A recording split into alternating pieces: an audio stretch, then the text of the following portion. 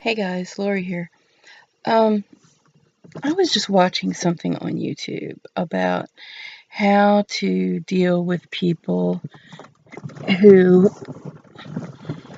either scoff at or actually get outright hateful about your simple lifestyle.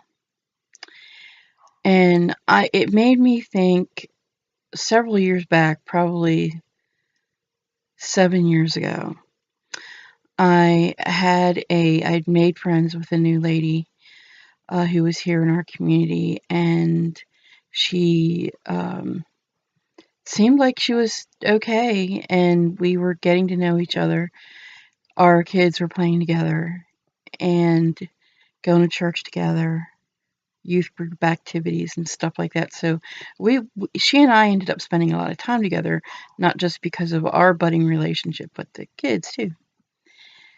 So at at a certain point, it was around the time my husband made the decision to go back to school. He had been downsized from his job at a local fast food place.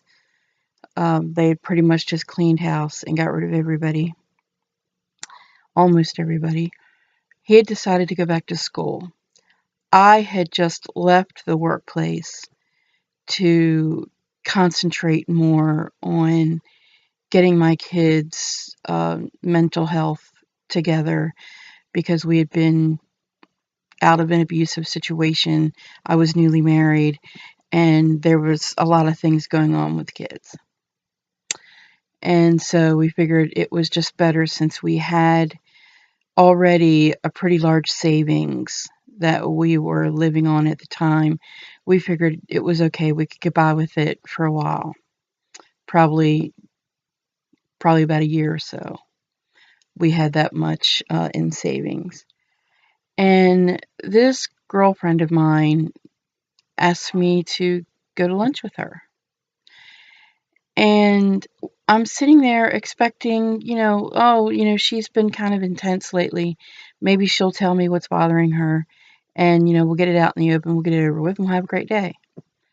Well, that's not what she had in mind at all. What she had in mind was to run me over with a steamroller because I was not working and my husband had chosen to go back to school instead of trying to find a dead end job someplace here in Appalachia. We live in a teeny tiny town. Um, there's almost nothing happening here outside of the Social Security lawyers industry and fast food or the Walmart. That's pretty much what you have to choose from here. That's out of a couple of factories. Anyway, he had fully intended to get a job after finishing uh, getting things straightened out with the college because he didn't know what his class schedule was going to be. And I advised him, and his academic advisor advised him, you might want to hold off on that for your job hunting. You might want to hold it off till you know what your class schedule is going to be.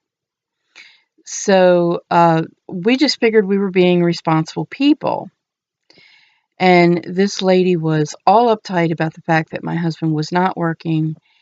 And she said to me something I will never forget. Your children are not getting what they deserve. Those were her exact words.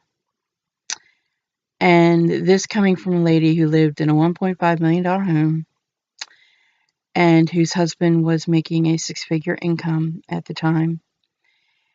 And she, had a lot of nice things in her house. I mean, really nice things. I'm not talking about the pit couch from Rent-A-Center. I'm talking about really nice stuff that find in uh, New York City and Los Angeles. I'm talking about wealthy home stuff. And she dressed well. And this is a woman who, she and her daughter went every single Saturday to go and get their hair and nails done by other people. And you know what? I never judged her for that. We live in a town where more than half the people go to bed hungry. That's the adults. And half of those adults who have children, those kids go to bed hungry most nights. They go to school hungry most days. I would never judge anyone for spending their money the way they want to. But don't expect me to spend the same way that you do. My passions are not wrapped up in stuff.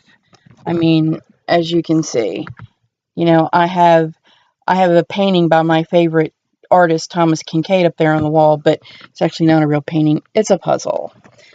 Um, so I'm just not into stuff, and I've never been very materialistic, and I probably never will be. I'm already 52, and there's no changing it now. But my point is, she was willing to cut off our friendship. And she told me, when you see us in church and Sunday school, don't come near us, don't touch us, do not eat at the same fellowship table as we do at a fellowship supper. I mean, she was real severe. I don't even want you praying with or for us. And she started getting into that. That's where I started to really just hop off the bus completely. I decided and I told her, you know what, so and so, darling, I feel sorry for you because all you have is your money. Um, but money isn't everything. And number two, it's your loss because I have a pretty neat family and I was really proud of us. We live in a single wide mobile home that was built in 1970. And we have our own chickens and we have a little farmette here. We grow our own food.